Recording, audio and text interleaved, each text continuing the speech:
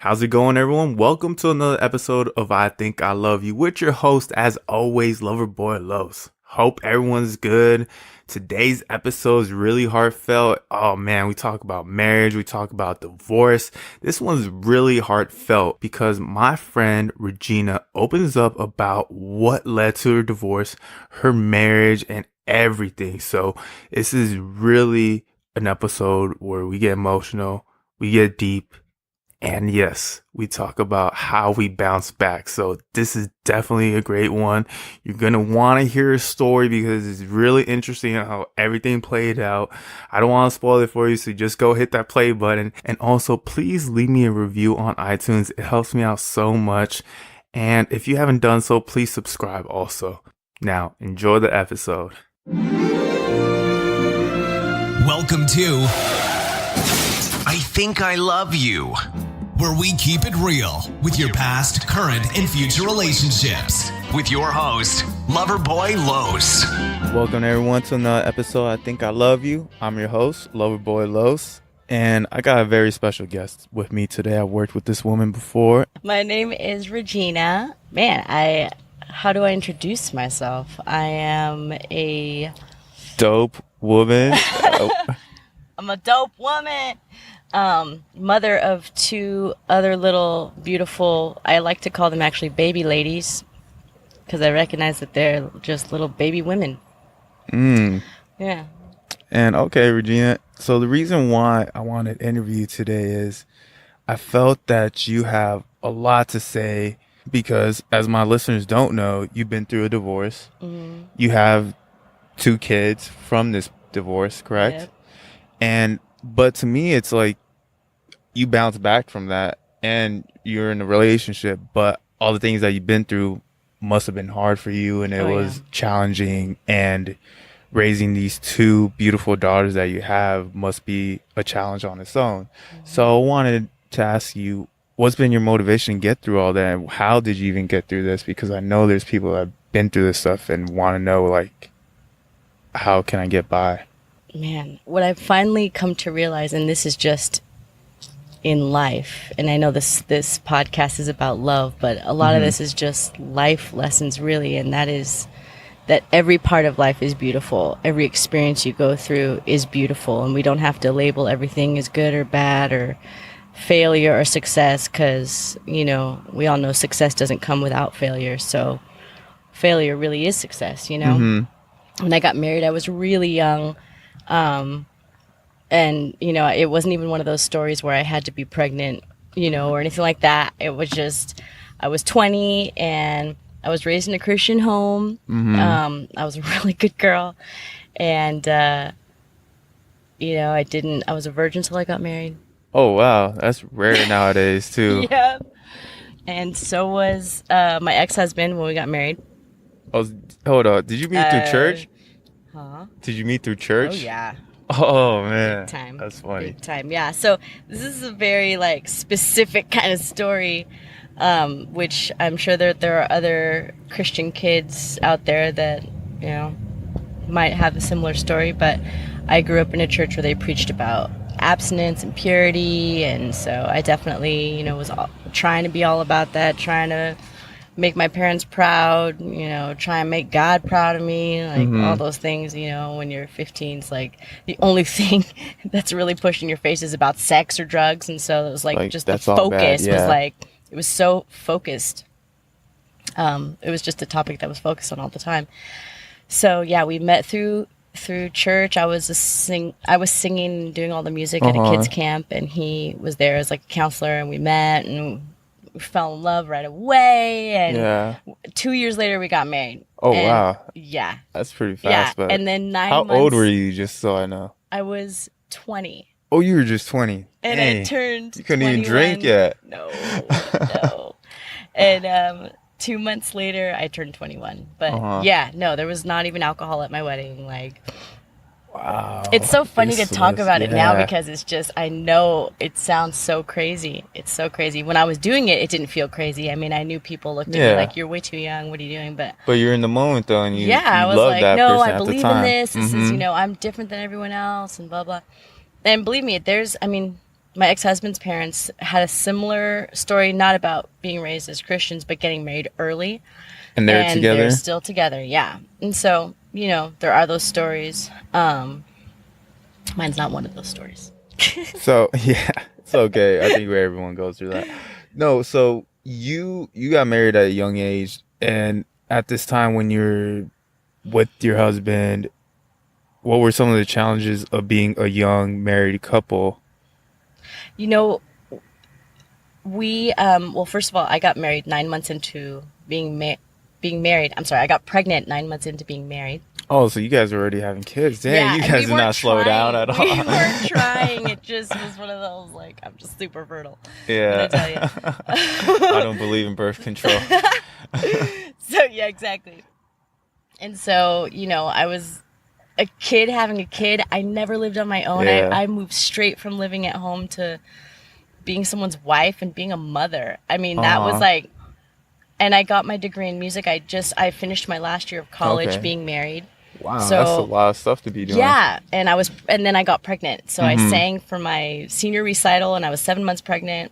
And then from that point on, my ex-husband, he didn't want me to work. I mean, it wasn't pushed on me, but we both decided it would be best for me to be a stay-at-home mom. You guys decided on that? Yeah, Okay. and so I didn't pursue any kind of career or anything like that. I stayed at home and took care of my babies. And I remember the first thought I had when I realized that my marriage was over, and all the things that flood your mind. But one of the first concerns was like, oh my God, how am I going to provide for my kids? I don't have a career. I didn't get a job. I didn't I was working at CBK for a little bit because we had lost a business, but I didn't take the time to do that. And so I thought, man, I'm a failure. I didn't do this right. And I started thinking, like, I'm going to teach my girls different. Like, don't do this. Don't ever trust a man to provide for you and all these things. And yeah, there's a lot of truth to all of that.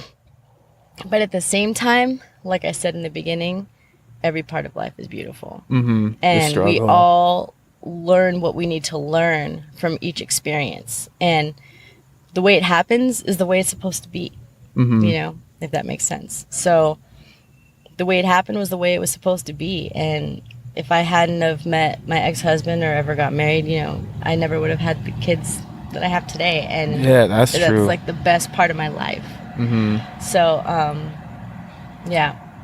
But yeah, the struggles of being married young. Whew, struggles of being married, period. But yeah, right? Like, seeing this person all I the was time. a kid, man. We used to fight like kids too. Really? I wasn't raised really. I mean, I was raised the right way, but my youngest brother and I, man, we used to go to town and fight, like verbal tear down, like verbal tear down, like just, yeah. And so when I got married, if we got in a fight, that's what I resorted to. Like I was a kid, like fighting with my little brother, like I hadn't grown up. I hadn't done anything really that I really needed to do before I got married. And so that, I think, created a lot of issues. Even now I'm 37, and I realized my 20s and my 30s were kind of flipped. Like my 20s, I did everything that all my friends are doing right now. Yeah. Being at home with the babies and going to preschool and doing the PTF. I already did all that. And now I'm like in my 30s, like, whoa, I'm single. Wildin', going out, going out to the club. I don't know what you do, but I'm just kidding. Yeah, but exactly. Just, it's a completely different lifestyle that I didn't have, that I missed out on, but I don't regret any of it. So when you and your husband will get into these fights, would you, say sorry to each other, or would you be like, oh? Absolutely. I mean, it's so funny because through the years, we were married for 13 years, and we definitely did a lot of growing up together. Unfortunately, there were just a couple really painful things that happened that just couldn't be reconciled. And so it was just, by the end, it was like completely falling apart. So like, I just needed to put it to bed. What's some of the things that you guys couldn't reconcile on? Affairs. Things oh, like really? That. Yeah. Yeah. In fact. When did you first find out? Was it a year or 2 years into the marriage? That's funny that you said find out, because you're assuming that he's the one that cheated. So it wasn't that way. No. Oh, okay. So it was you Yeah. that cheated. Yep. Okay. Well, and by the end, we had both done it to each other. By the end, But okay. I But you was were the first one. technically, I mean, honestly, I've had a lot of conversations about this with people that know me and that knew us. Now, what kind of now they always say it takes two to cheat. Sure. So, and I'm kind of a big believer in that because, when you're in relationships, it's hard and sometimes that person needs attention or maybe that person not getting attention. I just want to see what was your position? Did you feel your ex-husband at the time wasn't giving you something that you needed, or what led you to get into this affair? Well, man, that is super deep. I did go to therapy for a while. Not even therapy, I'm sorry. I met with just a counselor for a little while, and she really helped me work through a lot of things. And I realized that there's, I mean, it can sound cliche, but that there were issues with my dad that I hadn't really worked through. And so the man that I had the affair with, I had known him since I was 14, and he's about 10 years older than me, and he was Okay. always like kind of a mentor in my life. We did music together, and I'd always had like a little crush on him, but it was more of just this deep love and respect for him, and just this wanting his approval, wanting, the same way that I kind of wanted that for my dad. So anyway, I kind of got wrapped up in that, and being young and never being with anyone else and never doing anything before I got married. Yeah. I got swept away in it. And it only lasted a few months, and I came and I told, at the time, my husband. I told him, and we tried to work through it. It was 6 years into our marriage. And then we stayed together, and for another 7 years. And How do you handle it? gosh, that it was like, and this is the thing. It's you have to have tools that you develop as a person in your character of who you are, and then that's what you rely on when conflict happens or when these really traumatic, painful experiences happen in relationship. If you haven't developed those tools, then you get kind of lost, and so I can't really speak for him. I feel bad putting words into his mouth, but I know that he would say this. We've had conversations about this, but he didn't know how to be honest with himself. And so in the beginning, he had his own complex of always wanted to do the right thing and be the Messiah complex. And like, so immediately he was like, I forgive you. It's fine. We'll stay together. And then I remember my counselor telling me, you better hope he gets mad soon, because this is all building up to a big explosion. That's the thing. And he really yeah. needs to face this pain, this reality. And so, sure enough, that's exactly what happened. And he ended up getting into drugs and having different women. And then we tried to get through that. And then it's still a couple years later, by the end, it was just a big fat mess. So, and I don't want to speak badly about him or anything like that. And so that's why I'm very hesitant on like the exact details, because like you said, it does take two. And we did the best we could. Yeah. No, definitely. But at this point now it's interesting because you realize that love has so many different faces in different relationships, right? So it's very complex. He's now my ex-husband. He's now the father of our children. And he will be family for life. It should be that way. And so now it's like a different kind of love, a different kind of respect and honor that I still have to learn how to show him, because I have, my daughters who love and respect him. And if they don't have the proper respect for their own father, that creates other issues down their path. So it's like, it goes deep, man, to really love somebody, and not just in a romantic way of having someone that you can hold every night and go to movies with and share your problems with, but it's like really learning how to love yourself and love people in all kinds of situations. I think finding out who you really are and loving yourself is key to being in a long, healthy relationship. And it sounds like, I don't want to be judging your husband or anything like that, but it just sounds like maybe since you guys were so young, that's what he needed at the time, or maybe both of you needed at that time. For sure. Looking back at that now, what would you give advice to yourself on maybe if you guys could have saved it or maybe that was the right thing to do? So funny because when he first suggested, hey, I think we might be done, I was so hurt.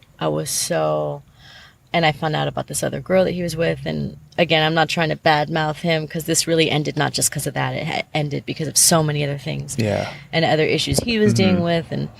And so I was so hurt. And we waited a year before we even separated or even told the girls, or even decided really that we were going to get divorced. And so you guys waited a whole year. When but you knew it was unfortunately he was going back and forth with this girl. Like, he kept breaking it off with her, but then he'd go back to her, and like I ended up finding out all about it. So it wasn't, I feel like it wasn't a pure, trying to work it out, because he was still struggling on the side with this other hoe. No, just kidding. That's another interesting thing, because I've had a conversation with her since then.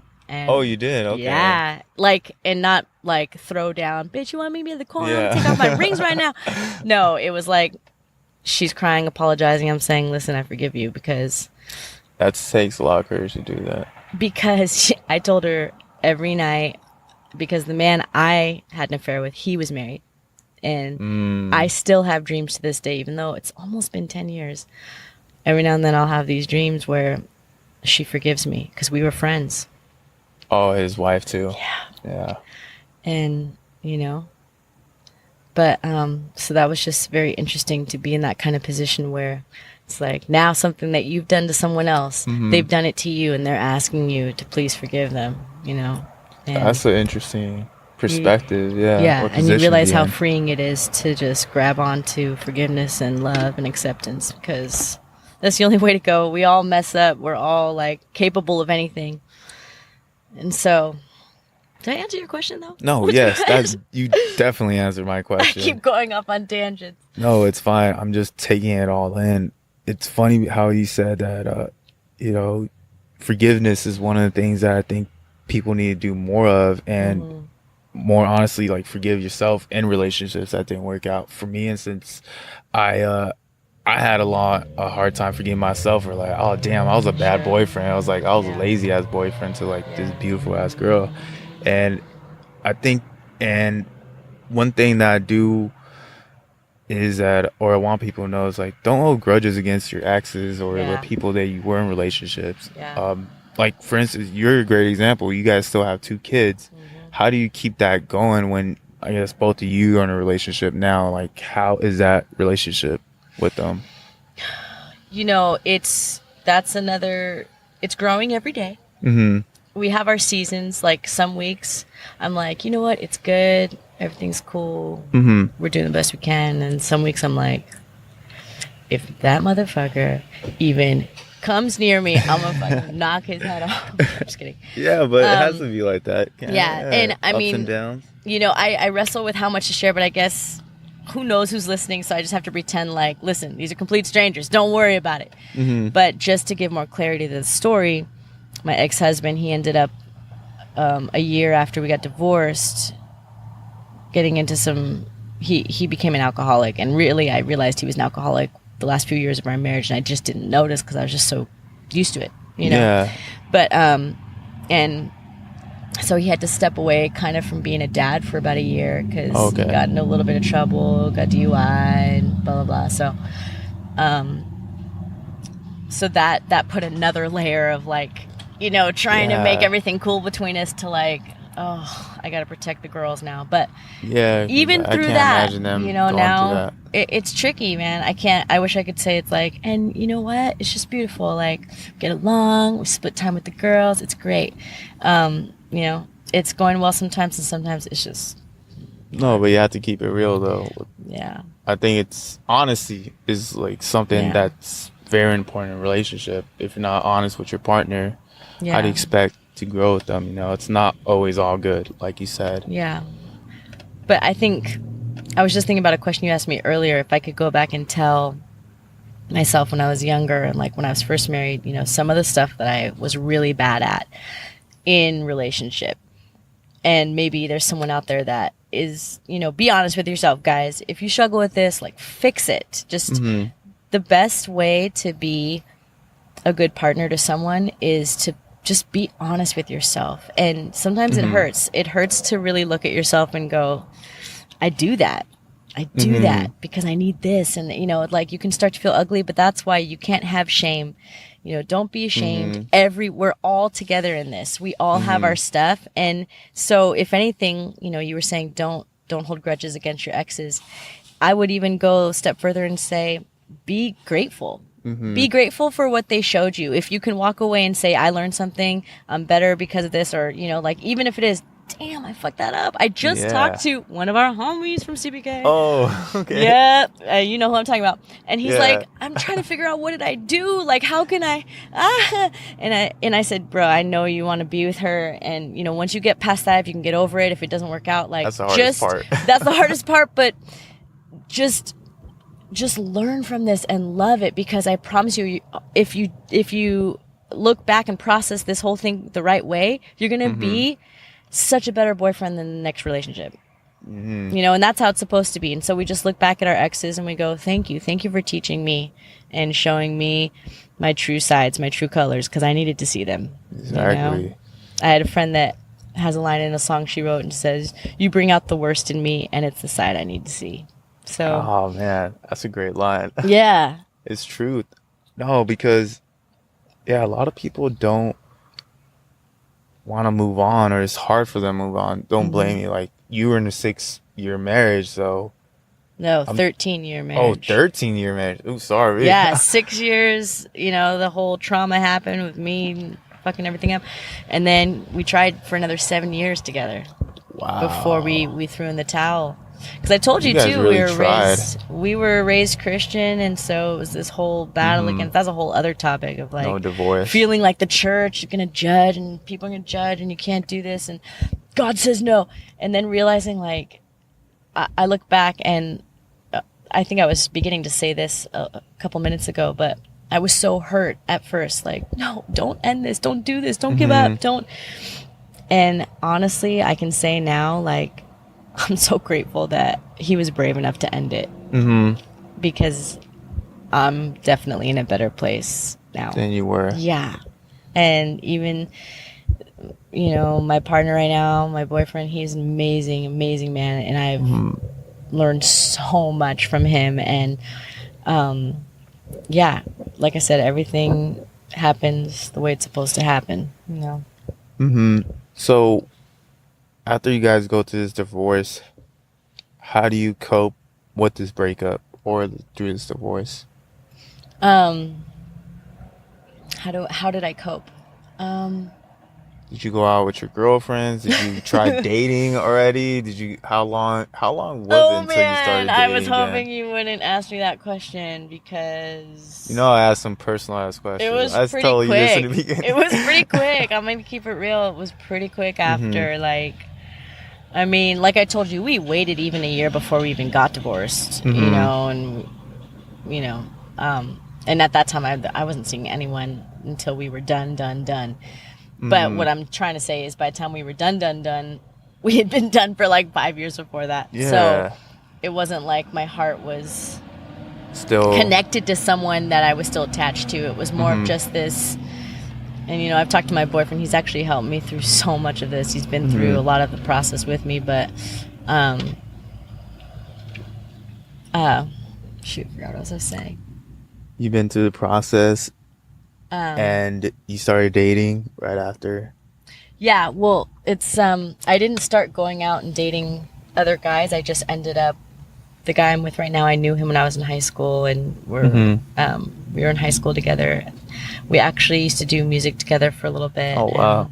Yeah, so that's a whole other story. It's a beautiful story, but You went through the whole dating process. You already went through this divorce. Now, oh, that's what I was gonna say. I'm sorry. I was gonna say something and I lost it. Was that I think when the divorce finally ended, it wasn't that I was so upset and so hurt because I necessarily wanted to hang on to my ex-husband. It was because I didn't want to lose my family unit. Okay. And for those of you who have kids and built a family and then, you know, ended up splitting, I know you can relate to that because it's, you know, you have things that you do together as a family. And we actually still try and do that.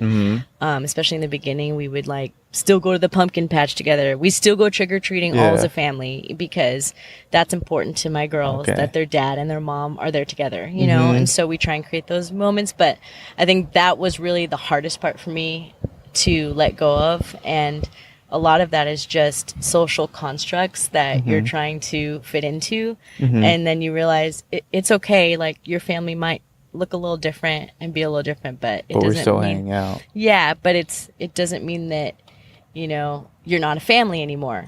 It's just not, it might not look like your neighbor's family, but it is a family, you know? And at the end of the day, that's all that matters. Yeah, exactly. So how'd your daughters take this when you were going through the divorce? They were like, no, mom and dad need to stay, or I guess that must have been really tough for you to break it to them. Oh yeah, that was, whoa. That was like the worst. We were scared to death to tell them. How old were they? They were in 4th and 2nd grade. So yeah, 7 and 10. So they're already at that age where they can process. Like, yeah. You know, it was that whole fear of like, great, my kids are going to be from a broken home. You know, I remember one of the girls at work, I'll tell you later who it was because you probably remember her, sweetheart. She helped me get through it. She came from a broken home. And I remember asking her, like, were you mad? Were you mad at your mom? Did you hate your dad? You know, were you so sad and depressed? Were you like, what did it do to you? And she just looked at me and she's like, I was fine. I'm fine now. And my mom's happy. She's like got the best life.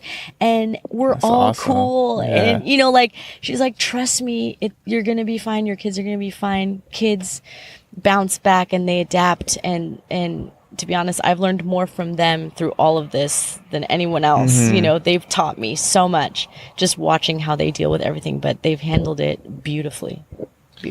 And we've become closer, you know, through it. Do you ever talk to your daughters about relationships? Because one thing I wish my parents would have done is, I would always see my parents fight and all that, but I thought that was just, you know, part of marriage. And that's how people do stuff. And I noticed with my past relationship or my other relationships too, I kind of did the same things my dad would do to my mom, just argue and get mad for no reason and kind of like avoid all that stuff. Exactly. So my question is, do you ever talk to your daughters about like, no, you shouldn't do this, or are they still too young to even begin that advice? No, I mean, we talk about everything that we can possibly talk about. And my older one definitely has the most questions, and we keep it real. That was one of the hard things when I was married, is that my ex-husband didn't want to his parents never fought in front of him. And so he wanted to carry that into our family. And I don't think that that's a bad thing necessarily, but it can be dangerous to kind of portray this like, oh, we never fight kind of thing, because then it's like, well, yeah, people do fight actually. And again, there comes into play those tools I was talking about. Like, do you have the tools to get through those conflicts, those arguments, those passionate, like frustrating moments where you might want to give up or might want to lash out or whatever. And so I think it's important to not, you know, be screaming and all this stuff in front of your kids all the time, but they do need to see conflict and they need to see you resolve it, because that's the most important part, so that they can learn too. You know, we've talked through, we talked through even some of the hard arguments that we have now just in being divorced over the girls and things like that. You know, I try and make sure that I show them how to respect, you know, and that's important. Yeah. But yeah, I mean, we do talk about that and address it. Right now, you know, it's been like 4 years, so they haven't really seen us interact on a daily basis in a marriage setting, you know? So that doesn't really come up right now, because it's not like, you know, mom and dad are here and just having family dinner and mom and dad are fighting now. Like, they don't have that right now because, you know, we're not together. But I think it's important that I commend you for even bringing that stuff up to your daughters, so they just can learn. And just like I'm starting this podcast, is for people to learn from that. So That's great Good. that you do that. We're almost out of Thanks. time, but I did want to ask you one final question. What advice do you have people that have gone through the divorce process like you? How can they bounce back? How can they, what's some advice that you can give to them? The first thing I would say is, and I think I said this kind of earlier, but try not to look at it as a failure. Try and look at it as something that's it's just part of the tapestry of your beautiful life, and it's gonna add all the things that you need to develop who you are, to become a more loving person, if you let it. And so every experience can be beautiful, and divorce is very, very painful, but sometimes things die, but new life can spring out of it. So give yourself time to heal. Don't judge yourself, don't judge the other person, and be careful not to become bitter. Exactly. All those things, it's not going to go away overnight. Just remember, every day it's a process. So every day you just take one day at a time. I know it sounds so cliche, but it's just just get through the day. Don't worry about tomorrow or next week. I remember being so afraid that first year, and it's so amazing how supportive.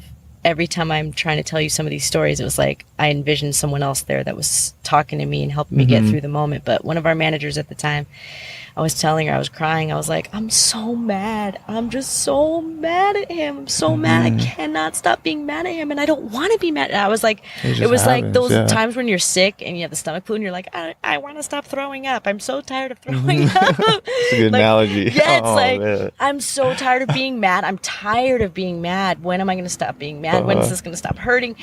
And I was like, I'm going to be one of those bitter ladies. What's going to happen to me? And I remember she looked at me and she's like, okay, it's been like a few weeks, so just give yourself some time. If this was a couple years ago, then I'd be like, yeah, you know what, let's work through this.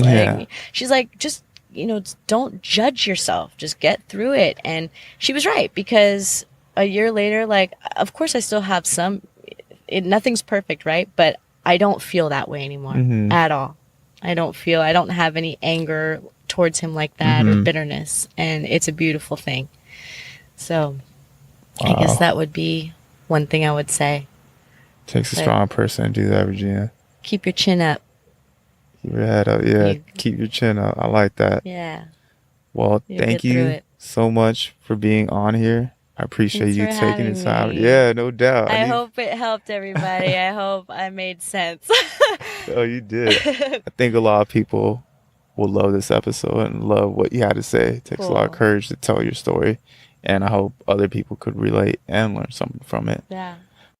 As you just heard, Regina has a great story. She's doing great. She's one of my good friends, and she opened up because she wanted to help out other people. And that's why I started this podcast too, because we don't always know how it's going to go in a relationship. We don't know how we can bounce back. And quite frankly, that's okay, because it's always going to be an up and down process. It's like a big giant roller coaster. It's fun going up, just getting tense. And then once you go down, that fear goes away. So congrats to her. Congrats on bouncing back. And thank you so much to Regina for opening up her story for my fellow listeners so y'all can hear her advice. So really, truly blessed for having a person to open up like that. Please leave a review on this episode. It helps out a ton. And also, if you got any comments about it, go ahead on my Instagram. Leave at Loverboy Twitter's Loverboy and the Facebook page is I Think I Love You. Now, I'll be back next week with another episode. Sorry I lagged it this week, but work's been busy. And I've been trying to figure out how to do more podcasts too. So I got a lot of planning to do for you guys, and I can't wait.